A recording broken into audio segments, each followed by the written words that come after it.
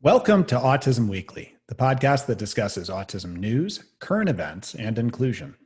Each week, we welcome a guest to the program to share their unique perspective and expertise as it relates to the fascinating world of autism. I'm your host, Jeff Skibitsky. I'm the founder and president at ABS. I've been in the field of autism and applied behavior analysis as a clinician and advocate for nearly 2 decades. This week, we welcome Rachel Grandin Martinez to the podcast to talk about summer fun and creativity in ABA treatment delivery. Should be a super fun topic. Rachel has been in the field of ABA for the past 7 years and has seen firsthand how powerful summer learning can be for a child on the spectrum. We're thrilled to learn more about how families can get the most out of their ABA therapy program while still having an awesome amount of fun. Rachel, welcome to the podcast. Thank you for having me. So I'd love to kind of get to know you a little bit as far as how you got into the field and give us a little bit of background before we jump into the topic, just because this is all about fun. And I would imagine that creativity probably led you this direction, but what led you to autism and the field of behavior analysis? Sure, yeah. So I started out as a novice BT. I knew I enjoyed working with kids, and the kids just kind of stole my heart and led me to pursue the career in behavior analysis. Yeah, and I mean that behavior therapist or BT role, I think that it's demanding, but it's one that's so enriching because you get to see these kids in their element, just having so much fun and really learning and developing new skills and becoming more confident.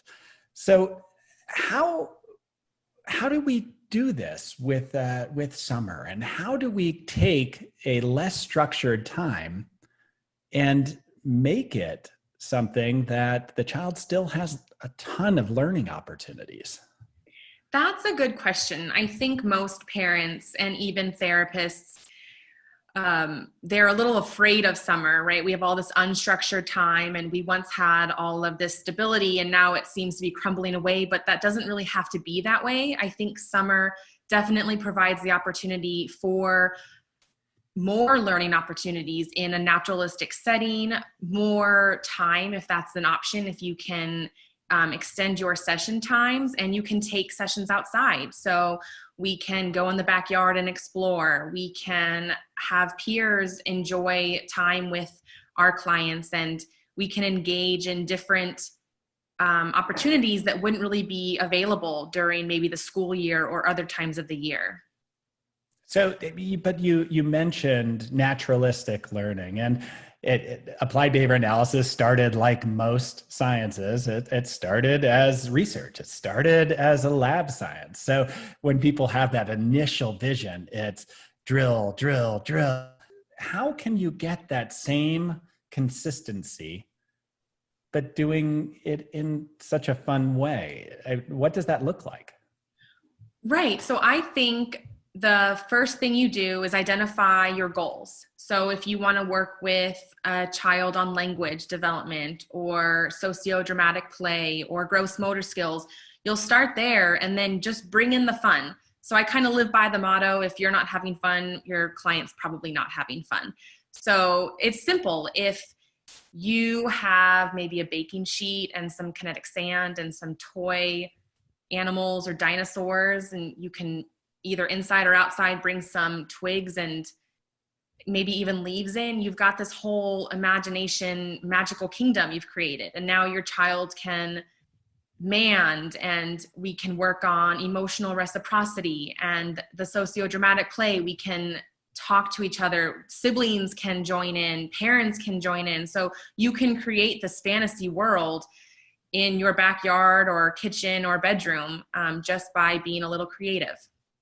Does it become challenging when you have siblings or friends of the children that we're working with that have unstructured time while you're trying to create this new environment where you're really trying to do therapy, but in a way where the child is feeling like it's all play, like it's engagement, like everything that they're doing is you entering their world, not them entering yours. Has it Right. become harder without that common structure of a school day?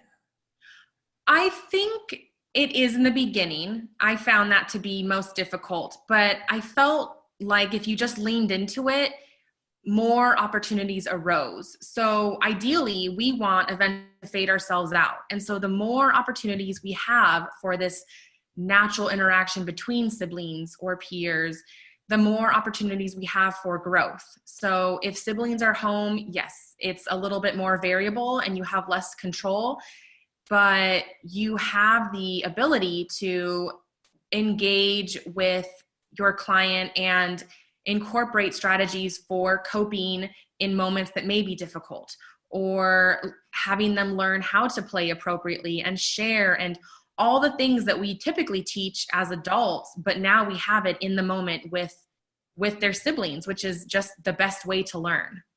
Yeah, and I would just incorporating a peer or another model is that we all learn better from that social model that we relate to. So seeing another child engage, it's almost like, you normalize therapy by treating it as this is part of everybody's world. I remember times where we'd use swing sets and stuff like that to create new environments where you can use every component of that swing set in order to engage differently for different programs. Do you have examples of, how you've used outdoor space? Because that's a big component of summer, is kids want to be outside. Do you have examples of how you've used that to really push the boundary of, is this therapy or is this play going on?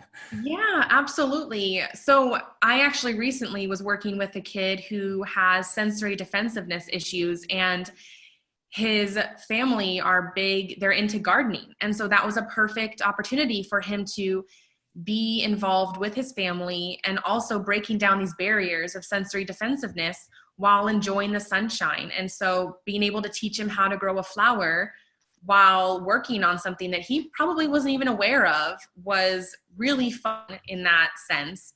I also have kids who love water, but sometimes the pool or the beach is not always available. But if we grab a kiddie pool and put some water in it and maybe even some water balloons, we've just got hours of fun. And like you said, now we can take every moment for small manding opportunities or tacting and just get the child to really engage in different sort of play that they may not have even realized they enjoyed. And now you've opened another door for them to learn how to play in ways that they just weren't aware of before. In the example that you provided of the gardening with the parents and bringing them into treatment and, having the child making their request or sharing their experience directly with the parents, what's the family's response to this summer or kind of more naturalistic approach to treatment that we can do more frequently in the summertime? Yeah, I think the majority of the time they're ecstatic. I think it's we all as parents feel overwhelmed. I think we have so much on our plate. And when we think of adding activities for our children, it seems like this big monster, but really it's just, the activities don't need to be intricate. They just can be these small baby steps to bring everyone together and the cohesiveness. And I think families, when you show them, and like you mentioned with kids, but if we model for our parents and then our kids begin to interact positively with their siblings and their parents, it's just this really beautiful environment that comes together, and then parents can just take it from there. So if they learn that their child can engage and maybe play with them outside or garden with them, then they'll start to do that on their own, and it can just kind of open doors into other areas. I would definitely be more engaged if I'm in an environment that I can actually enjoy and have fun with my child during the treatment, and make it more of a more typical engagement that I might be able to have with my other kids, and having the structured support of staff there to be able to help do that. So as a behavior analyst, and how do you make sure that you have the right supports for the child to be able to engage in these outdoor activities, especially if they're with families or if you're doing a community outing? Like, how do you make sure that that's in place? That's a good question. I think, especially in the summer, if you can increase your hours, that is just an easy first step. And then if you can just plan ahead. So if you are going to do an outing, maybe make sure that the therapist is allowed in all areas. So we're typically getting more involved in day camps, and if you want to take maybe go to a museum or an outdoor park, and that way we can model for the parents how to best support their child. And it's sometimes easier when you see it first than when you just are telling a parent how to do something. And so I think that if you're able to be with them in the community and model for them and then get them to be involved and engaged, it breaks down the steps for them, and it makes it less aversive and kind of less scary in their mind or in their eyes. The way that you describe that, it puts it into context that our whole job as clinicians is to make all these skills useful for the child in the community, for the family in the community. And when you think about even some of the basic skills with ABA and autism, and communication being one, is sharing experience, to label things in the environment and tell people what's exciting to you and point out things. If I were to go to the park, how would that replicate? Say I'm doing a program at home where I'm wanting the child to be able to tell me the name of different things that they're seeing so they can start that shared experience. How do I take that same program and replicate it at a park environment? Yeah, I mean, I would start by maybe taking a small walk around the park and pointing out things that I would know that maybe the client or the child would be interested in. So looking at birds, or trying to search for worms, or playing in the sand, labeling different, like you had mentioned, swings or different activities, and really reinforcing it, having fun with it. So the child is having fun. And then pretty soon, if you're labeling, they're going to want to label, and then just encouraging that and reinforcing that. And then if a peer comes along, supporting them in kind of that intraverbal behavior with their peer, so that they're now engaging with others, and then just getting that behavioral momentum going. And hopefully there's just really no end to it. Yeah. And I mean, it seems like what you're ultimately doing is you're taking a treatment space and you're making it infinite. Is that you're just making treatment like it should be. Follow the child and just be a part of their life all the time. And for nobody to even realize treatment's ongoing. It's structured, but the structure seems seamless. What happens to the families who don't have the flexibility to be able to be at home as much during the summer? Maybe these are families that have work that doesn't have the hours that allow for more engagement. Are there therapy centers, or how does that work? Yes, that would be tough. So ABA centers do have clinic-based therapy, and that's a really great place to start. You get a lot of opportunities in. Also, we have inclusive summer day camps. So I would recommend looking at your local areas. I know Boys and Girls Club, YMCA, there are a few that they allow ABA in as well if you have the hours for that, but they also have different camps for children on the spectrum. So there's a lot around the community if you have the time to look, and like you said, have with parents working, limited opportunities at home. Yeah, and when I think about summer, my mind immediately goes to let's be active, let's be engaged. And I know that there's a lot of sports programs that are out there. There's adventure type programs on the sports realm that I believe Miracle League Baseball, or Ernie Els has a golf program that's set up through First Tee that allows for people to have this inclusive experience, because the goal is that our kids get to experience everything that they want to. They're not limited because the environment tells them that this isn't for you. It's how do we create that? So if you have a child who maybe one of their biggest things to be able to experience in the summer is going to a water park or going to an amusement park or going out into the mountains. I mean, is therapy that mobile that it could follow kids to these places? Yeah, it actually can. I think that's the greatest thing, is that it doesn't have to be this concrete, structured, stay in the home, in a room. It can move with the child. I mean, we work from toddlers to teens to adolescents to young adults, and we go based on their desires. I have a 20-year-old that we're working with him on integrating into the community and finding ways to hang out with his peers without mom and dad being by his side. And what would that look like? How do we get to the bus system? How do we buy lunch at a little market down the street? And that is all incorporated into ABA therapy, just the same as it would be walking a toddler to the park and having them learn to be aware of, safety commands. And so it really can, like you said, follow the client's desires and needs, and age appropriate for what they're learning. So when people are experiencing these really cool, fun extracurricular activities, is this something where you're expecting that they're going to be able to take all the skills and just apply them, or is there extra support, or how do you communicate as a behavior analyst if you want to engage your child into the community and create that independence? Are you having staff go with them to be able to create that? Are you talking with the people who are running the extracurricular activities and just letting them know about any sort of sensitivities that might exist or ways to approach communication so that we can create these successful opportunities?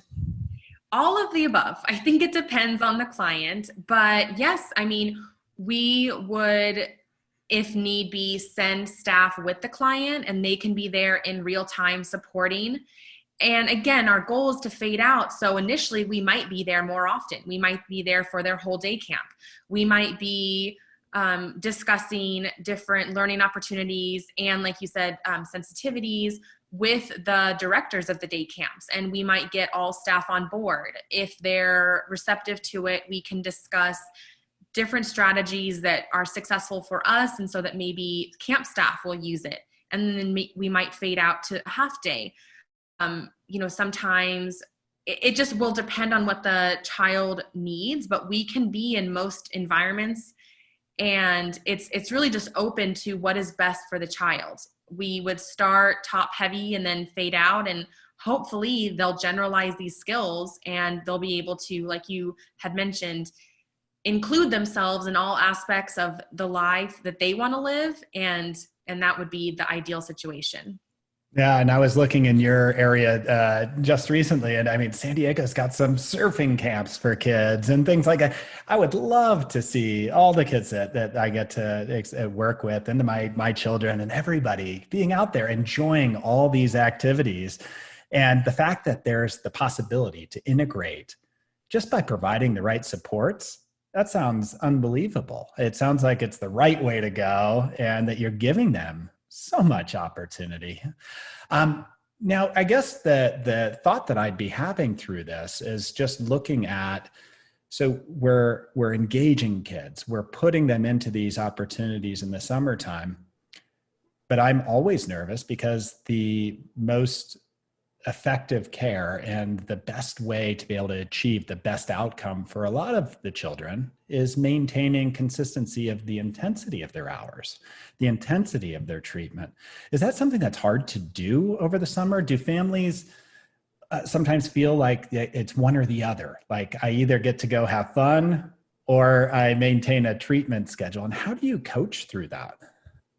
Hopefully they don't feel that way, because hopefully we've made ABA fun and built such a strong relationship both with the child and the family that we've made that clear. But if not, say services might be new or a family is just unaware, we would just lay it all out there. Let parents know that these are options. We can join them in family outings. We can join their child in day camps. We can support their child in any environment that would be receptive to ABA therapy, and that we want to be there for the difficult times to identify coping strategies or just make anything easier for the family and the client. And so hopefully that we are doing in the very beginning and letting families know what's available to them. Yeah, I mean, I think it's so important that education of, it doesn't have to be one or the other. I'm gonna go backwards now and go back to what brought you to the field. What brought that, and you said it was that experience with the kids, that engagement. And can you share a memory that you've had as far as, over the past 7 years, I was with this child over the summer and we did this. It was one of those stories that really kind of illuminates what's possible with creativity and ABA. Absolutely. I had a client that he was limited vocally, and it was really difficult to find activities that were interesting to him for a long period of time. And so with that, summer was difficult. We did a lot of outdoor activities, but it was difficult to have it be constructive until we went to horseback riding. And it was just a complete 180. He was just so happy in that environment, and his body was calmer. We were able to actually get work done while he was riding a horse, which I never thought was possible. But his language development was improving, his receptive skills, and it was one of the best summers. Just out at this ranch while he was riding horses, and it was amazing watching the transformation. I bet you never thought that would be your work environment. I love it. I truly do love work every day. Yeah, I've been there and done that. I mean, not the horseback, but I mean, I think I spent a whole week almost in a pool the entire time because that's where the child wanted to spend their time. And that's where they were willing and able to learn. And it was like, Right. Let's do it. Why not? Let's make this work. And I think it's that creativity that gives the experience of, this is summer. This is the sunshine. I'm out here having fun, yet I can still maintain treatment so that I can become more independent and not rely on adult supports for long term. And I think it's so important. So I guess that to go full circle is that, I mean, as we're talking about getting kids in the community and giving a more naturalistic treatment environment and utilizing all the resources, what is it that inclusive summer fun means to you as a BCBA? It just basically means that our kids get to enjoy anything and everything that anybody else should enjoy. And so I feel like we often limit ourselves with just ideas alone and getting away from that. I mean, ways to kind of get around it is maybe always having a list or a prepared bag. So if you want to have an outing, getting ahead of the stressors and packing your noise canceling headphones or your sensory and fidget toys and having your emergency contacts and getting your support persons in order, whether that be ABA or otherwise. And so allowing our kids to learn trial and error. So there will be some days that we might wish we didn't try an activity, but I think that that's how we learn best. And I've failed several times, but I feel like the success stories are worth every failure. And so just allowing our kids to be out in the world as we would want anyone else to be. I think that would be the ideal situation. As a great approach to treatment, but also a great approach to life is that, if we don't allow ourselves to fail, we're never going to learn that next step. And I think that's one thing I've heard almost from every single guest is that we have to allow not just ourselves, but our kids to fail at times, is that we'll never know what they're capable of doing. We'll never know how they adjust to different environments if we don't explore it with them, to allow them the chance to be in it. And the way that you are going about your treatment over the summer, I would say that your kiddos are going to be at best prepared for being able to experience a lot of this. And they're lucky to be able to have somebody with that creativity to be able to design their program. So what words of encouragement do you have for families? Because summer is daunting. It means that my child is not going to school. I'm going to be at home all the time with them. And I think that right now in my house is trouble. But what words of encouragement do you have for families on, how to make that summer work? Right. I think two things. You're not alone, number one. We are always here to support you. And don't be afraid to try and try again. I often think of fun activities and try them out, and sometimes they just don't work. Or I think because I know a kiddo may like water, they're going to enjoy water balloons. And I fail, but you just have to get back up and know success is right around the corner. And with every failure, you learn something. And so for families, taking it one step at a time. Every activity does not need to be complex.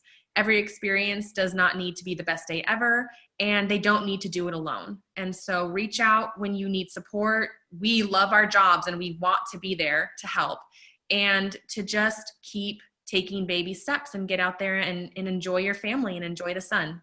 Rachel, I appreciate you sharing all your insight and stories, and I hope that you have the chance to sit down with other professionals in the field and sit down and almost have that coffee chat just to share some of these things, because it really is these creative, fun experiences in the field that drive us. We're in a passion-driven field, and it's having these really unique, cool experiences and sharing them with others that gives that motivation to continue to really push ourselves and be more creative in the future. So I appreciate you doing this and taking your time to share with us today. And we hope to have you back again sometime soon. Oh, thank you so much. It was a pleasure. Thank you for listening to Autism Weekly. We hope you tune back in next week to learn more about autism in the real world. Autism Weekly is now found on all the major listening apps, including Apple Podcasts, Google Podcasts, Stitcher, Spotify, Amazon Music, and more. Subscribe to be notified when we post a new podcast. Autism Weekly is produced by ABS Kids. ABS Kids is proud to provide diagnostic assessments and ABA therapy to children with developmental delays like Autism Spectrum Disorder. You can learn more about ABS Kids and the Autism Weekly podcast by visiting abskids.com. Thanks for tuning in. See you again next week.